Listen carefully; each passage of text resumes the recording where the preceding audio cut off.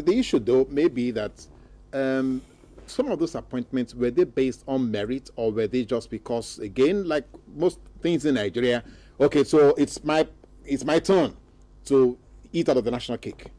Look, you know that if you want to use merit, Yoruba will occupy every position. When we had a lawyer, it was 50 years later that any other region had a lawyer. When we had a doctor, it was so many years later before anybody had a doctor. There's no Yoruba family today that you will not see a set of graduates, not one, a set of graduates there. So if we want to use merit, we will occupy all the positions. But why haven't we trained our children to such high standard that we will now be in the background of being marginalized? No, we will not accept that. And we have said it plainly to the president. We have met him once or twice, and we have explained to him the situation is getting worse. On my way here, I just received a telephone call. Somebody told me that one Makinde Williams, that was made the chairman of the board of Wena and so on and so forth, is not a Yoruba man. In fact, he's a Delta man. That the man cannot even speak Yoruba at all. And we counted him as being one of the two chairmen of the river basins that should come to Yoruba land. All this we are going to take, and we are going to fight it out. So that is what we stand for.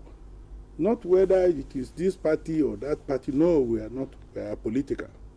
On my way here, I just received a call. Somebody who was coming from Abuja saying that, look, I was in this place, and the person who was chairman, his name is Makinde Williams, but he's not a Yoruba man. He cannot speak Yoruba.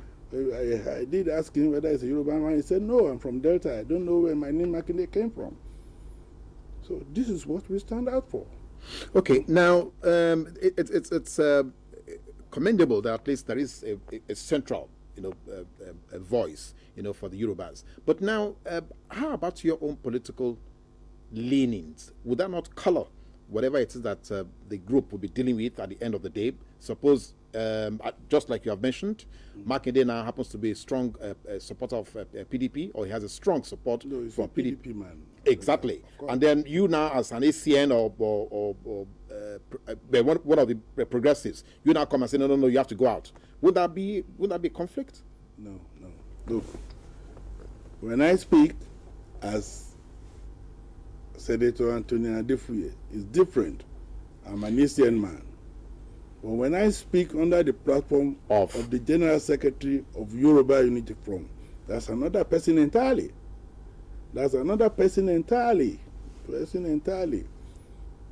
Being given the power and the right to fight for the people, apolitically, without considering whether it is your party or not. Do you understand? Yes. There are two different things. Now, do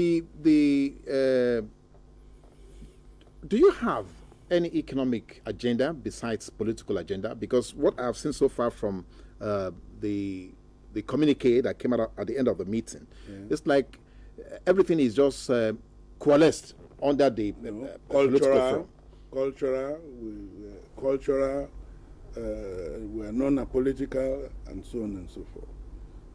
Once you begin to put economic there, then there will be struggle for economic power.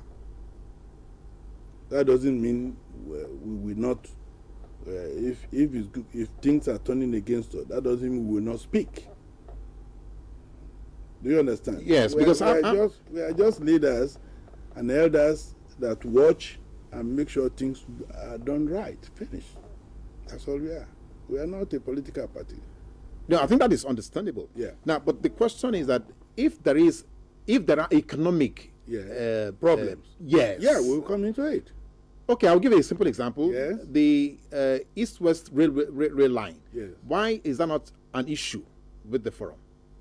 Well, I tell you, I met one of the governors, and he told me that the Chinese people had offered to give him train and this thing, and that they will run from Osogbo to Lagos, and he was ready to even pay the federal government, for the rail line, for them to put this on the rail and carry goods from the hinterland of Yoruba land to Lagos, and he was refused.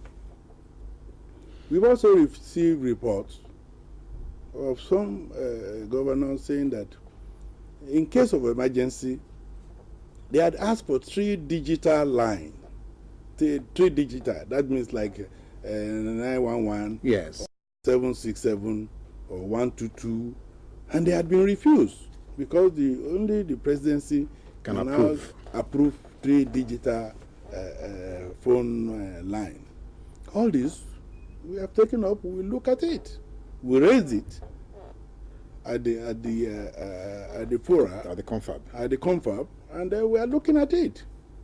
You don't say because one is another party and you are in the federal party, and then you deny them the opportunity of serving their people. No, this will not agree. These are some of the things we do.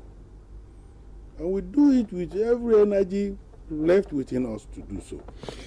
Now, we will now come to the question of succession, because in Nigeria it's like somebody says we are always recycling.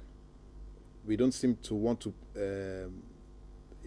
model the young ones to now take over responsibility, and therefore the country that belongs to them, or which largely to say we belong to them, they are just left in the cold, so they don't have anything to contribute or to bring to the table. So is there any program that the confab has probably looked at to see how our younger Nigerians can become part of responsible Nigeria?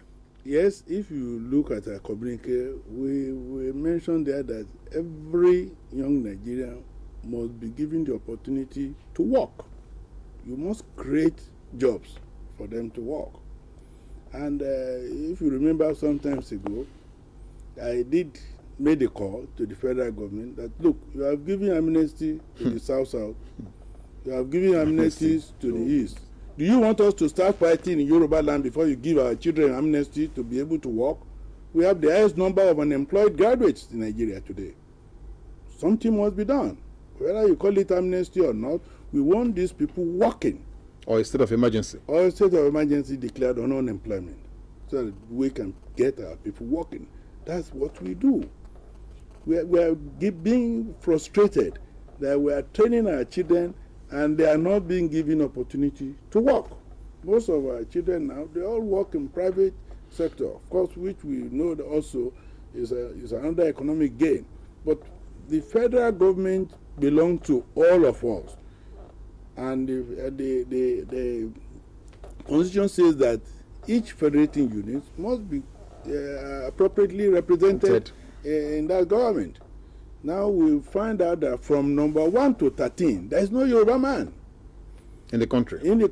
In fact, somebody told me when we were discussing this issue of marginalization, and he said, "Well, you see, when it comes to sharing this thing, there is what some are allotted to the president, some are allotted to the vice president, some are allotted to the senate president, some are allotted to the speaker. And since we gave up our speaker, then that's why we are having." But that is Boko nonsense. What has that got to do with me? The thing is that the Constitution says we must be represented equally. If you are a party, go and put your house in order. If somebody should not contest for a position, you should not be allowed to contest for that position. And if he has contested for that position, they must give up something else. They must give up something else for that position. It's utter rubbish and nonsense. So from 1 to 13 now, the Yorubas, the most populated single entity in Nigeria today, are not there. Now, does that in any way cast a bad shadow on federal character? Do you think we should still keep that notion, in the administration of the country, or do we begin to review it and see what is appropriate? Look, there must be federal character. There must be federal character. But along with federal character, we must ensure that only qualified people are put into positions. A round peg in round holes. You know, once we ensure that, that will be okay. But it's a situation now where the most educated, the most populated are being marginalized. It's undone for. We are sacrificing everything for the unity of the country, and I think people should realize that and begin to give us our place in the place of nation. They must give it to us, that we've tried enough to ensure that there is peace in the country. We have tried our best, but that doesn't mean the marginalization should continue.